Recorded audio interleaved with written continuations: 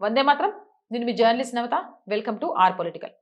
దేశం కోసం పోరాడే సింహం మాత్రమే కాదు, అవసరమైనప్పుడు ఉచ్చులను తప్పించుకునే నక్క కూడా.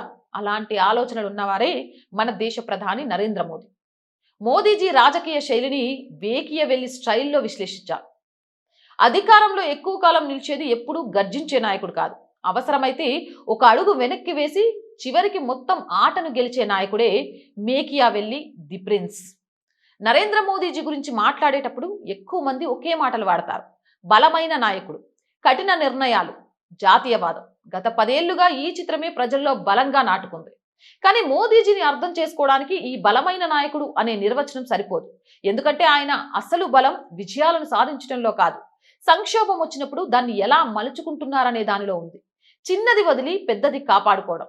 ఇటీవల దేశవ్యాప్తంగా విద్యార్థుల ఆందోళనలు ఉధృతం కావడంతో కేంద్ర విద్యాశాఖ మంత్రి రాజీనామా చేశారు. చాలా మంది దీన్ని మోదీకి ఎదురైన పెద్ద ఎదురు దెబ్బగా చూశారు. కానీ మేకియావెల్లి దృష్టిలో చూస్తే ఇది ఓటమి కాదు, సరిగ్గా లెక్క వేసిన చదరంగపు రాజకీయ ఎత్తుగడ. ఒక మంత్రిని త్యాగం చేసి దేశవ్యాప్తంగా విస్తరించే ప్రమాదం ఉన్న ఉద్యమాన్ని అక్కడికక్కడే ఆపేశారు. అంటే ఒక వ్యక్తిని వదిలి మొత్తం ప్రభుత్వాన్ని కాపాడుకున్నారు. మోదీ రాజకీయాలలో ఇదే పద్ధతిని అనుసరిస్తారు. ఇది ఒకసారి జరిగిన విషయం కాదు. 2021 వ్యవసాయ చట్టాలపై రైతుల ఉద్యమం ఉధృతం కావడంతో 3 చట్టాలను పూర్తిగా వెనక్కి తీసుకున్నారు. 2024 ఎన్డీఏ ప్రభుత్వాన్ని నిలబెట్టేందుకు కీలక మిత్రపక్షాలకు కీలక మంత్రిత్వ శాఖలు అధికారంలో భాగస్వామ్యం ఇచ్చారు. 2026 విద్యార్థుల ఆందోళనను చల్లార్చేందుకు విద్యాశాఖ మంత్రిని రాజీనామా చేయించారు. ఈ 3 సంఘటనల్లో ఒకే విషయం స్పష్టంగా కనిపిస్తోంది: చిన్న రాజీ పెద్ద అధికారాన్ని కాపాడుకోవడానికి. అదే మోదీ రాజకీయ శైలి. నిశ్శబ్దంగా కనిపించే అసలు బలం. బయటికి మోదీజీ ఎప్పుడూ దృఢ నాయకుడిలా కనిపిస్తారు. కానీ ఆయన విజయానికి కారణం కేవలం కఠిన నిర్ణయాలే కాదు, విజయానికి అవసరమైనంత ఓపిక, మీడియాపై పూర్తి నియంత్రణ, సరైన సమయంలో సరైన నిర్ణయం, పరిస్థితులకు అనుగుణంగా వ్యూహం మార్చుకునే సామర్థ్యం. 2014 నుంచి సాంప్రదాయ మీడియాపై ఆధారపడకుండా మన్ కీ బాత్, సోషల్ మీడియా ద్వారా నేరుగా ప్రజలతో మాట్లాడుతున్నారు. ప్రధాన సేవక్ అనే ఇమేజ్తో ప్రజలకు నేరుగా చేరుకున్నారు. విదేశాంగ విధానంలో కూడా ఇదే వ్యూహం. ఉక్రెయిన్ యుద్ధంలో రష్యాతో సంబంధాలు కొనసాగిస్తూనే అమెరికాతో కూడా బలమైన సంబంధాలు కొనసాగించారు. 2023 G20 సమావేశాల్లో అభివృద్ధి చెందుతున్న దేశాల గొంతుకగా భారత్ని నిలబెట్టారు. ఏ ఒక్క శిబిరానికి పూర్తిగా అంకితం కాకుండా అవసరానికి అనుగుణంగా అడుగులు వేయడం ఆయన విదేశాంగ విధానంలో కూడా కనిపించింది. మేకియావెల్లి చెప్పిన విర్దు ఇది.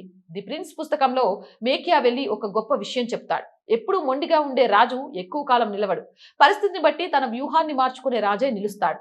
మాకియావెల్లి చెప్పిన ఒక రాజకీయ సూత్రం: రాజు ఉచ్చులను గుర్తించడానికి నక్కలా ఉండాలి, శత్రువులను భయపెట్టడానికి సింహంలా ఉండాలి. మోదీజీ రాజకీయాల్లో ఈ 2 లక్షణాలు కనిపిస్తాయి. 2024లో కూడా అదే జరిగింది. ఒంటరిగా మెజారిటీ కోల్పోయి మిత్రపక్షాలపై ఆధారపడాల్సి వచ్చినప్పుడు చాలా మంది ఆయన బలహీనపడ్డారని భావించారు.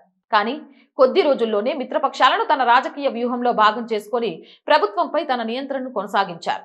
ఎప్పుడెప్పుడు ఆయన ఓడిపోతారా అని ఎదురు చూస్తున్నారు ఆయన ప్రత్యర్థులు.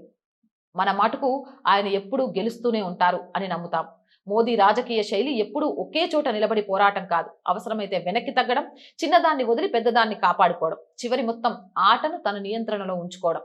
మేకియావెల్లి మాటల్లో చెప్పాలంటే అతను కేవలం సింహం కాదు, అవసరమైనప్పుడు నక్క కూడా. సింపుల్ గా చెప్పాలంటే దేశానికి ఎప్పుడు ఏం కావాలో అది తెలిసిన నేత. అవునంటారా కాదంటారా? మీ అభిప్రాయం కామెంట్ చేయండి. జై హింద్, జై భారత్. అండ్ మోర్ వీడియోస్ కోసం our group of channels, our voice, our political, our సంస్కృతి ఛానల్స్ ని వెంటనే సబ్స్క్రైబ్ చేయండి. కంటెంట్ బాగుంది అనిపిస్తే లైక్ చేయండి, షేర్ చేయండి. ఆర్థికంగా సపోర్ట్ చేయాలి అనిపిస్తే సబ్స్క్రిప్షన్ పక్కనే జాయిన్ అనే బటన్ ఉంది.